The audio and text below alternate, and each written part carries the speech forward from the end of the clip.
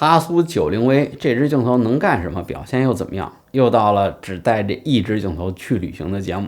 这次带着哈苏的 XCD 2.5 90V 去了趟繁忙的新加坡、慵懒的泰国、热情的马来西亚，还有性感的悉尼。我把一台运动相机呢放在 XD 上边，从旅行摄影师的第一视角上，您来亲自感受一下，从观众看到的照片和现实中拍摄的环境之间巨大的差异。还有呢，看看哈苏这支90V 镜头在现实场景中方方面面的表现。虽然哈苏 XD 加90V 这支画质是非常的顶，但是比画质更重要的就是这支镜头适合什么场景，尤其看看是不是适合您自己来使用。欢迎收看采风摄影生活杂志，我是大马毛本。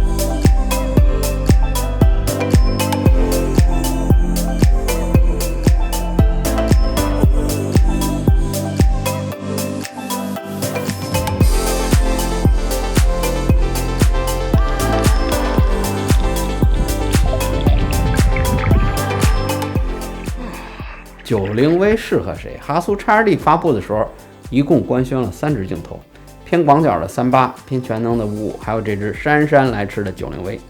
哈苏 XD 呢是中画幅相机，90毫米呢相当于71毫米。从传统意义上来讲呢，这个焦距是一支偏人像的镜头。我特有殊荣啊，在悉尼请科科给这支镜头开了个光。悉尼那天夏天的阳光有点刺眼。但是这一组照片得到一个人像摄影师的最高礼遇，照片呢被当成了微信头像或者是朋友圈的背景。据说啊，科科这张照片第二天收过超过200个赞，真是开心坏了。其实70到90这个焦距的范围的镜头我用的并不多，经常看我频道的朋友也知道啊，我很少拍摄这种女性的人像。当天拍摄科科大概是前后不到2个小时的时间吧。但这支哈苏的90V 镜头能让我这个人像题材的2把刀还能这么出片，这也算是证明了这支90V 的镜头在拍摄人像的时候确实是事半功倍。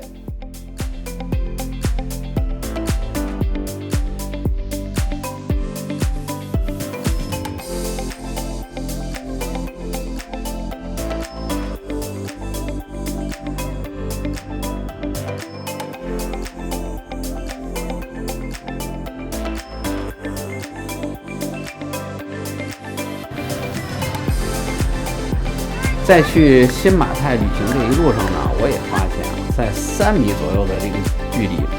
拍摄人像题材真是抬手就有，出片率极高。最大光圈2.5，全开圆形光圈，郊外背景是非常的柔美和自然，全开光圈焦平面的解析力那绝对是惊艳。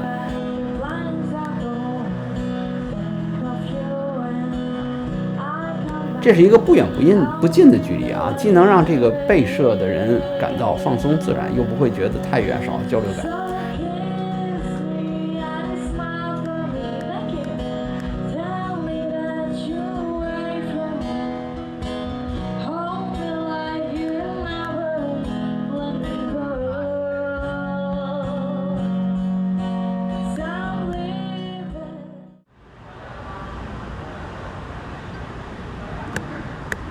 我在吉隆坡的时候，清真寺瞎逛，正好遇上一对新人在拍摄婚礼照片。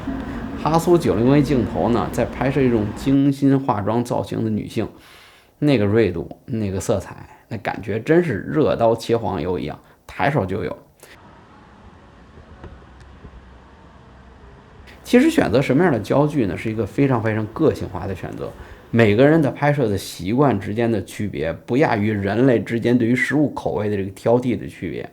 哈苏的55V啊，与我自己常用的全画幅40毫米非常接近，是一个自带故事背景的镜头。而这支90更加注重于主体本身，但不说意味着90是善于或者仅限于拍摄人像。我这次去新马泰，全程就只带了这支90，真的就只带这么一支镜头，看看它能给我什么惊喜。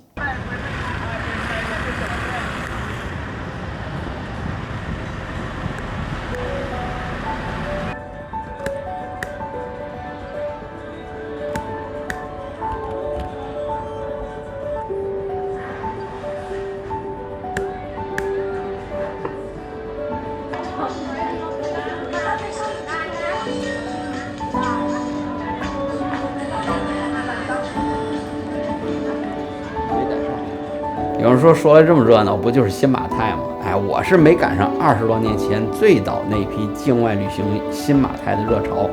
本来对这趟旅行行程没有什么期待，但是发现给我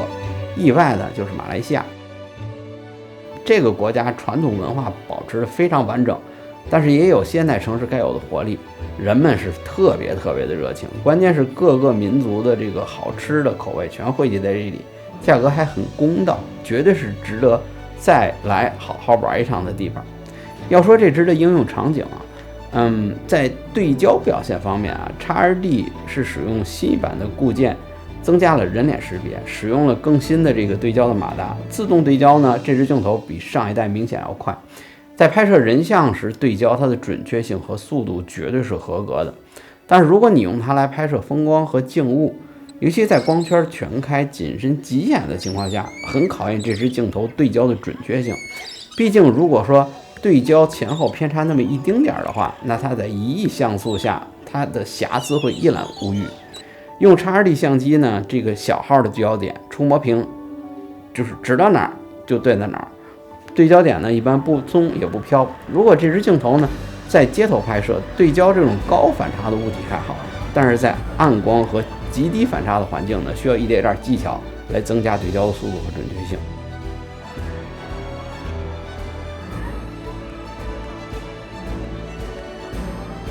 比如像在水族馆里，尽可能用中心的对焦点，然后减少这个镜头呼吸效应对于对焦的影响。90V 这支镜头对焦行程呢，要比55和38要长很多，所以在对焦的时候，给人感官上觉得它对焦过程有那么一点长。但是这基本上是所有中长定焦镜头的一个普遍现象。不过你看我在这些特别极暗光线下的对焦速度，它是绝对可以胜任的。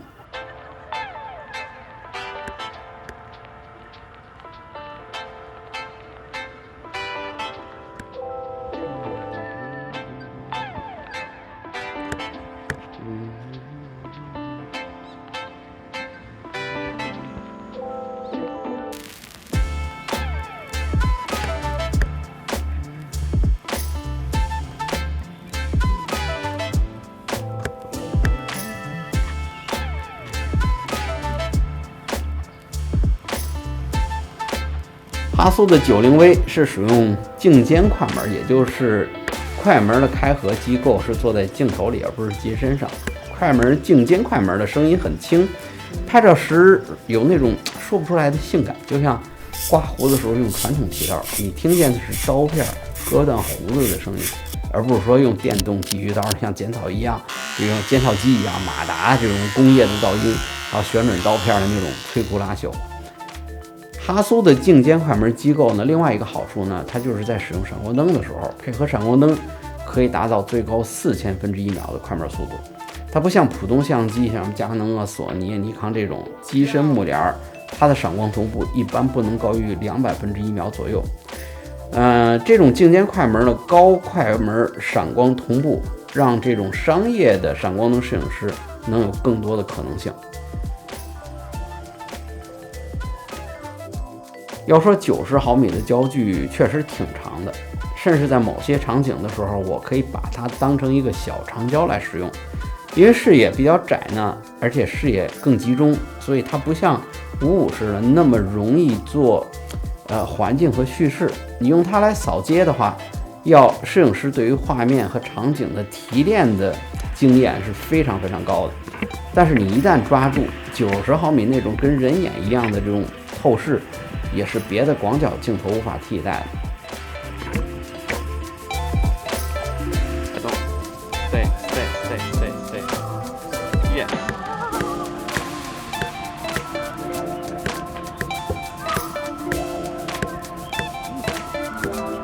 要说的画质呢，